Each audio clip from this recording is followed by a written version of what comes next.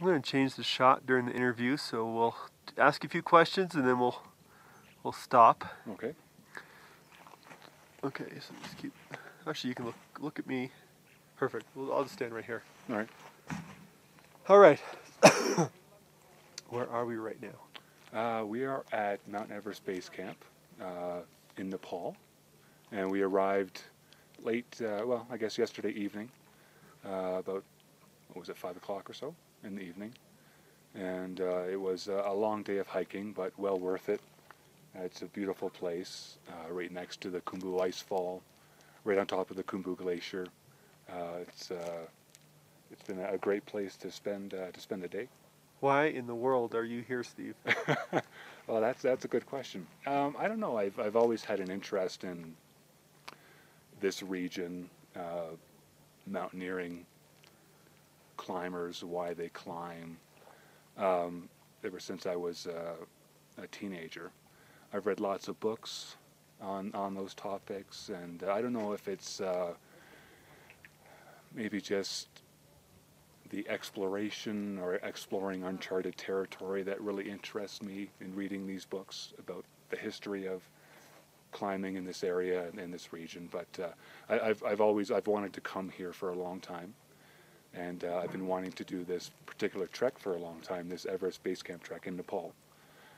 So this, being a fan of the Rest of Everest podcast, when I heard about this opportunity, I thought, wow, that would be perfect for me. I have a young interest in photography as well. I'm just an amateur, but I'm learning more.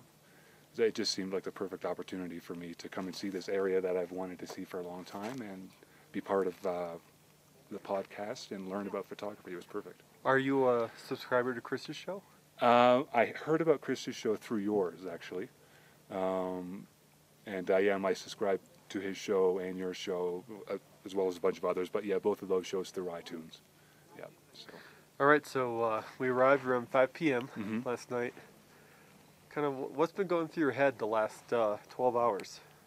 Or 17 hours? Has it been that long? Well, when I first got here, it was pretty emotional, just because it was a long journey to get here. What kind of emotions? I don't know if it was relief that I was able to get here, because I was a little worried that the weather might not cooperate, and we wouldn't make it up here. And I felt a sense of accomplishment and achievement that I could, achieve this goal that I've had for a long time. So I don't know. I just felt really emotional, and I've been feeling like that the whole time. Just this morning, I was walking around base camp, looking at the different expeditions and the tents and the scenery, and it's just, how could you not be emotional in a place like this?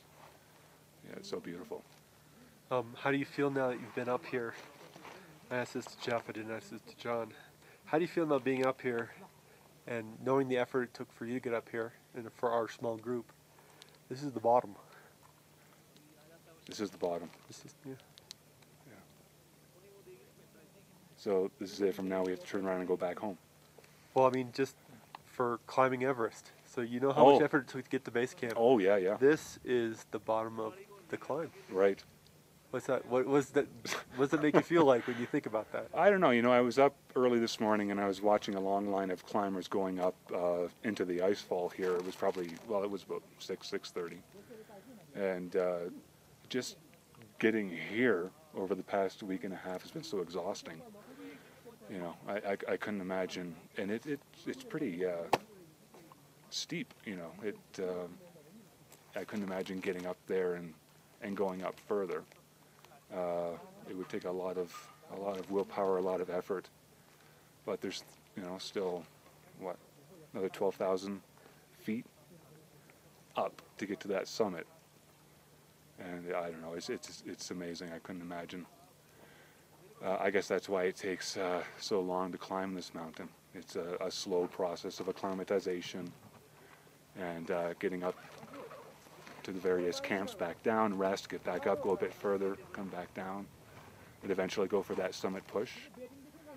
And it looks like hopefully this weather will continue this week, and the climbers will have a chance to push for the summit.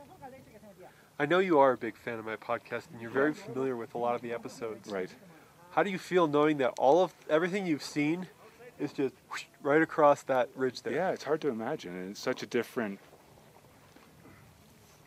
scenery. You know, it's just the Tibetan Plateau. It just seems so desert-like and kind of like a Mars landscape.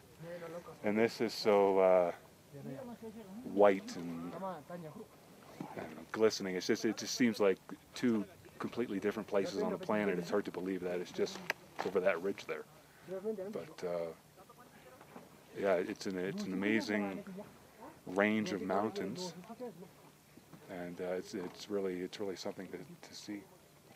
I'm going to change my shot up here. Okay. Yeah. When I change my shot and I go in tight, it means I'm going to ask you a few personal questions. Oh, okay.